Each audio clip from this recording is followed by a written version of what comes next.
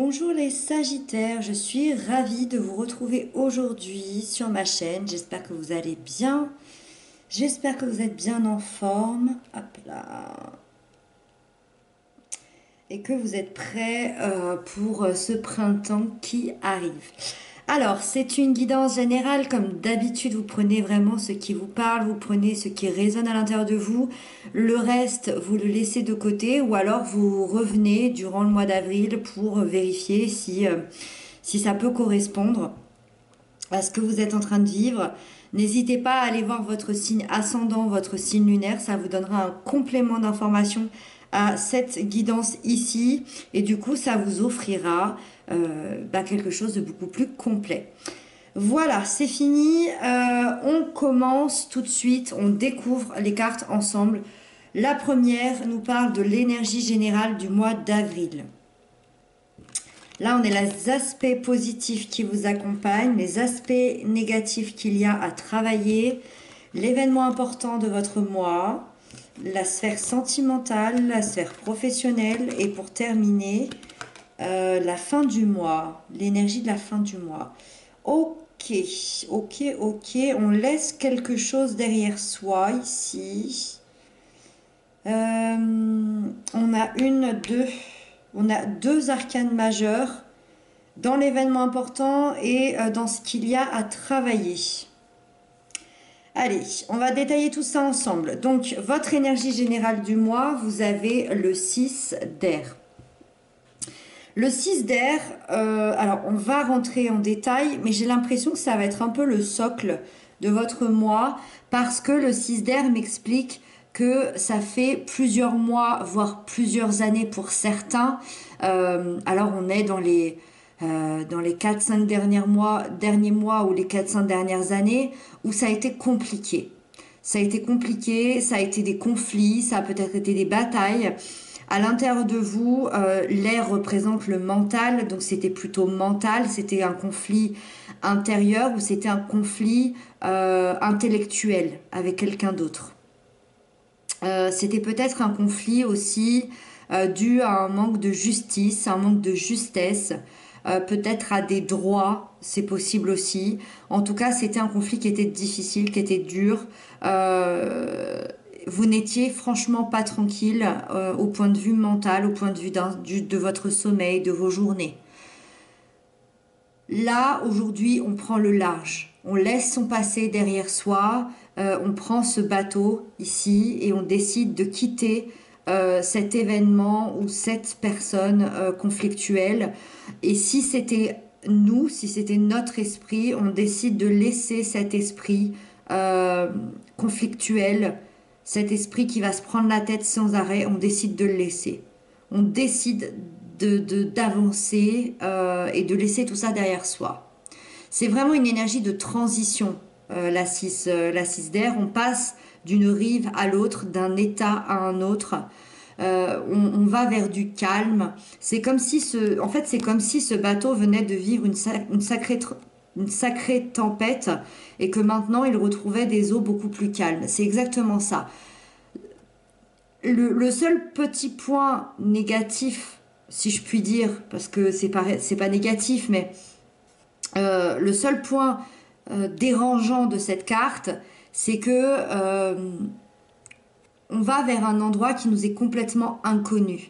Et ça peut nous faire peur. C'est-à-dire que malgré qu'on quitte un endroit de conflit, c'était quelque chose qu'on connaissait, c'était quelque chose que l'on maîtrisait. Là, on va vers quelque chose qu'on ne connaît pas, donc ça nous fait peur, ça peut nous faire douter, ça peut nous déranger un petit peu, parce qu'on voulait pas forcément tout ça, mais la vie a fait que on a dû prendre le large.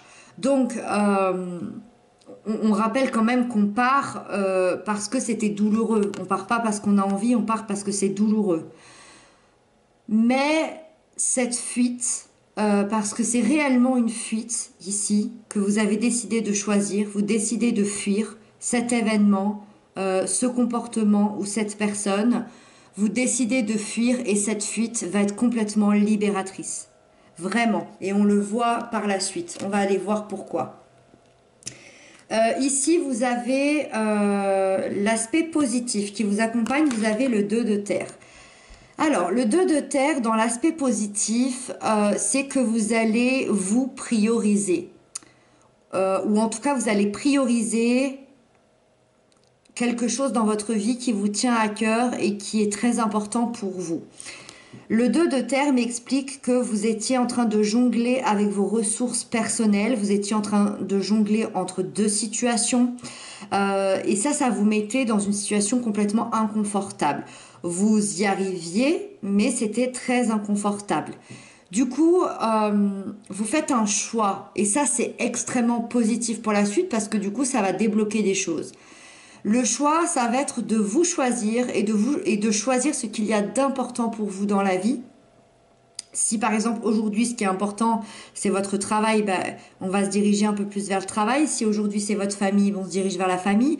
Si aujourd'hui c'est votre propre bonheur personnel, eh ben, ça va être à l'intérieur de vous que ça va se passer. On va prioriser des choses. On va établir ses priorités, on va s'organiser, on va beaucoup plus structurer les choses. En plus, vous êtes Sagittaire, vous êtes une énergie de feu, ça a tendance à partir un peu dans tous les sens. Donc là, c'est très bien cette énergie qui arrive, qui va un peu calmer les choses, qui va un peu calmer tout ça, qui va aussi calmer ce mental ici qui a peur de l'inconnu. C'est ça va être, vous allez être dans l'équilibre. Vous allez être dans l'équilibre. Et du coup, vous allez profiter, je pense, un petit peu plus de la vie. Vous allez profiter un peu plus de vous-même. Et je pense que c'est ça la clé, tout simplement. Ça, c'est très positif. Ensuite, dans les choses négatives qu'il y a à travailler pour le mois d'avril, vous avez le chariot. Donc ici, c'est une arcane majeure. Ça veut dire que c'est un point quand même qui est assez important. Le chariot, dans son aspect négatif, c'est l'incapacité à aller de l'avant et l'incapacité de sortir de sa zone de confort parce qu'on n'est pas encore prêt. On n'est pas encore prêt à tout chambouler, tout bousculer. On est peut-être... moi, ça m'étonne pas. Ça m'étonne pas. Alors, ici, par rapport à la 6 d'air, je dirais pas que vous êtes dans l'incapacité à aller de l'avant parce qu'on voit bien qu'ici, vous avez pris une décision, c'est de partir, c'est de laisser votre passé derrière vous. Par contre, comme je vous le disais, l'inconnu, ce qui se présente en face, ça vous fait peut-être peur parce que vous ne connaissez pas, vous ne savez pas où vous allez, ni avec qui, ni comment, et comment ça va se passer. C'est un peu ça, le chariot. C'est cette... pour le moment, vous voulez attendre et voir comment ça va se passer. Vous préférez attendre, c'est pour ça qu'ici on a l'équilibre, on se choisit, on décide plutôt de se prioriser, on décide de rester un petit peu en stand-by pour voir comment cette énergie-là qu'on ne connaît pas va se mettre en place. Alors que le chariot, lui, nous demanderait de plutôt sortir de notre zone de confort, aller de l'avant et s'il faut déménager, changer de partenaire, changer d'emploi, changer de vie, changer complètement son intérieur, le chariot, il le fait. Peu importe les obstacles qui peuvent se mettre devant lui, le chariot le fait. Ici, c'est quelque chose qu'il y a à travailler chez vous. Ça veut dire que pour le moment, vous êtes incapable d'en faire autant, mais parce que bon, les événements ont fait que c'est pas un tort. Le 6 d'air reste hyper positif ici parce que vous le faites déjà d'un point de vue du mental, c'est déjà très bien. Donc à travailler, ça va être plutôt de voir comment vous allez pouvoir bousculer un peu plus les codes, bousculer votre routine, bousculer un peu votre manière de vivre, de retrouver votre force intérieure et d'affronter les choses qui se présentent, qu'elles soient bonnes ou mauvaises. Le chariot à l'envers, ça peut être aussi la peur d'affronter les prochains obstacles qu'on a tous dans notre vie. Donc voilà, ici ça va être à travailler. Ensuite, l'événement important de votre mois, vous avez le hiérophante. Alors le hiérophante, donc arcane majeur, donc en plus de l'événement important, un événement impactant, un événement majeur dans votre vie, le hiérophante, ici moi j'y vois quand même plusieurs choses.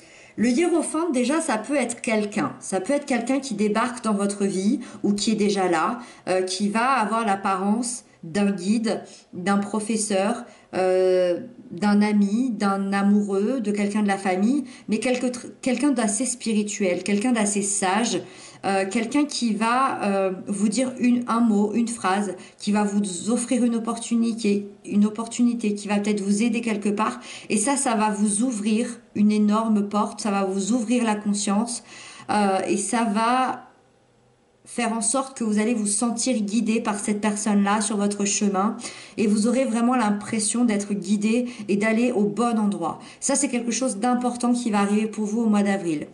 Deuxièmement, cette personne, ça peut être vous. Alors, c'est un peu plus rare, mais cette personne, ça peut être vous. J'ai un peu du mal à le penser parce que on se sent quand même un petit peu embrouillé ici parce qu'on vient de quitter quand même beaucoup de conflits. Donc j'ai du mal à croire que vous retrouvez cette sagesse d'un coup. C'est pas méchant, attention. C'est juste que le hiérophante, c'est quelqu'un de hautement spirituel, de hautement sage, de très mature, de très structuré. C'est quelqu'un qui a de la bouteille, c'est quelqu'un qui a un recul énorme sur la vie, sur elle-même, sur lui-même. Alors, c'est possible, mais quand on vient de traverser le 6 d'air ici, je ne pense pas que ça vous arrive au mois d'avril. Mais on n'exclut pas que vous pouvez être votre propre guide et qu'il va y avoir une ouverture spirituelle qui va se faire ici. C'est possible. Ensuite, c'est quand même une carte qui nous parle de sortir de son isolement, de faire des rencontres, de partager, peut-être de partager dans la spiritualité, mais c'est surtout une carte d'engagement. D'engagement à soi-même, mais surtout un engagement au niveau des papiers, au niveau d'une union, donc un pax, un mariage. Donc effectivement, ça peut être forcément un événement important dans votre vie, voire un événement impactant que de s'engager, que de signer un papier, un contrat qui va faire bousculer votre vie ici. Ensuite, dans la sphère sentimentale, émotionnelle, on a la reine d'eau. Alors ici, ça peut vraiment confirmer la signature d'une union pour le côté sentimental. La reine d'eau, elle a de l'empathie, elle a de la bienveillance, elle est dans le partage. C'est vraiment la reine qui est le plus dans le partage et donc dans le partage de ses émotions.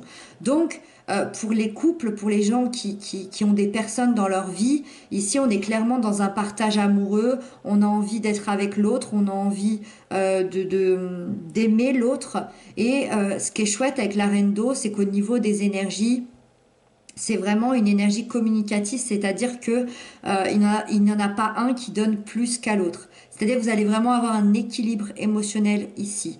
Ensuite, dans un aspect plus privé, plus personnel, c'est vraiment une guérison émotionnelle. Sans parler de couple, on est vraiment dans la guérison émotionnelle. Peut-être que vous aviez des choses à guérir sur le point de vue, sur votre point de vue du passé. En même temps, ici, ça m'étonnerait pas. On est dans la compréhension de soi, en fait. On se construit à l'intérieur de soi et on a envie d'exprimer nos émotions. C'est pour ça que par exemple pour les couples qui sont vraiment établis, on a vraiment une relation véritable avec un avenir véritable, on a une connexion qui est extrêmement intense parce que on est dans l'expression de ces émotions les plus pures, dans le partage, l'empathie en fait. C'est la personne la plus empathique du tarot, la reine d'eau. Donc elle comprend l'autre. Elle a même pas besoin de lui parler qu'elle comprend l'autre. Donc ça peut s'indiquer aussi sur une relation familiale ou amicale.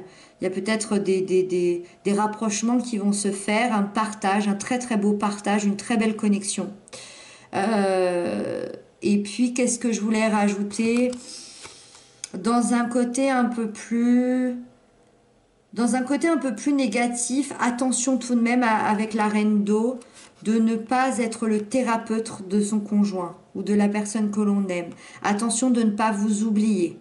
Voilà, ça reste une carte extrêmement positive, mais dans ses côtés un peu plus difficiles, dans le côté sentimental, on peut être le thérapeute de l'autre, donc attention à ça, attention à ne pas s'oublier. Ensuite, dans la sphère professionnelle, matérielle, financière, on a la 5 d'eau. Alors ici, c'est une énergie quand même qui est assez triste, la 5 d'eau. La 5 d'eau, c'est un peu cette sensation d'abandon, de tristesse, de déception. C'est aussi le regard qui est tourné vers le passé. Dans un point de vue professionnel, matériel, financier, ça nous parle surtout de regret de quelque chose qui n'a pas fonctionné comme on a voulu. C'est peut-être aussi la déception d'un travail. Peut-être que vous venez de trouver un travail et que finalement vous êtes déçu. Peut-être que c'est un travail, vous vous rendez compte qu'il ne vous plaît pas. Peut-être que vous êtes déçu du salaire qu'on vous propose. Peut-être que vous êtes déçu d'un refus d'augmentation. Peut-être que vous aviez mal négocié un contrat. Peut-être que vous avez perdu des clients. Ou on peut être aussi dans tous ces métiers qui malheureusement n'ont pas pu revoir le jour actuellement. Et on est vraiment dans cette tristesse. On pense beaucoup à ce qui était, comment c'était avant. Voilà. Comment c'était avant que tout ça n'arrive. Euh, on est vraiment dans la déception. Ça peut être aussi la déception de son patron, ça peut être la déception d'un collègue. En tout cas, on a du mal à garder le moral en ce moment au niveau professionnel, matériel ou financier. Donc, peut-être qu'ici, on prend le large par rapport à ça. C'est tout à fait possible que vous preniez le large par rapport à ce qui se passe ici. Alors, prendre le large, ça veut dire quoi? C'est peut-être pour ça qu'on vous demande de travailler à sortir de votre zone de confort, parce que il va peut-être être temps de savoir comment on peut améliorer, peut-être sortir de sa zone de confort. Euh, Peut-être du coup de changer de profession, peut-être de se diriger vers quelque chose d'autre, peut-être d'insister auprès de ce que vous n'arrivez pas à obtenir, je sais pas. Après, encore une fois, tous les Sagittaires ne vivent pas la même chose, ça peut s'articuler sur tellement de choses. Vous devriez savoir de quoi je parle normalement parce que ça reste quand même une énergie assez triste. Donc voilà, à voir. Je pense que le fait de prendre le large et qu'on vous conseille ici de sortir de votre zone de confort, je pense que c'est réellement lié aux professionnels financiers ici. Et donc on termine avec la fin du mois. Vous terminez avec le 4 de terre. Le 4 de terre, euh, moi je pense que c'est pas mal. C'est même très bien parce que ça va venir sécuriser tout ça. Ça va venir stabiliser, mettre un socle. Le 4 représente les quatre murs d'une prison. Le 4 est la stabilité. Euh, donc dans un aspect financier ou dans un aspect intérieur, voire même les deux, vous posez des choses concrètes dans la matière et vous allez les conserver. Vous allez les conserver, les protéger, vous allez protéger ce qui est à vous parce que vous ne connaissez pas encore la suite des événements. Et c'est ce qu'on disait tout à l'heure. La suite des événements vous fait un peu peur, donc vous décidez, soit donc financièrement, soit intérieurement, de vous préserver encore un petit peu. Vous n'êtes pas encore prêt à tout chambouler. C'est pour ça qu'ici, sortir de votre zone de confort, c'est un petit peu compliqué pour l'instant. Vous choisissez la sécurité et je dirais même que certains ici vont peut-être investir par la suite grâce à ça. D'un point de vue personnel ou d'un point de vue professionnel financier. Voilà les Sagittaires. Donc on a vraiment, comme je vous le disais tout à l'heure, une fuite qui est vraiment libératrice ici. Pour moi, de fuir cet événement, cette personne ou ce comportement, c'est ce qui va faire basculer, c'est vraiment ce qui va faire basculer votre vie au mois d'avril. Voilà, j'espère que cette guidance vous aura parlé. N'hésitez pas à m'inscrire ça en commentaire. D'ailleurs, merci pour vos messages, merci pour vos abonnements, ça me touche beaucoup. Je vous retrouve très bientôt. D'ici là, prenez bien soin de vous et je vous embrasse bien fort.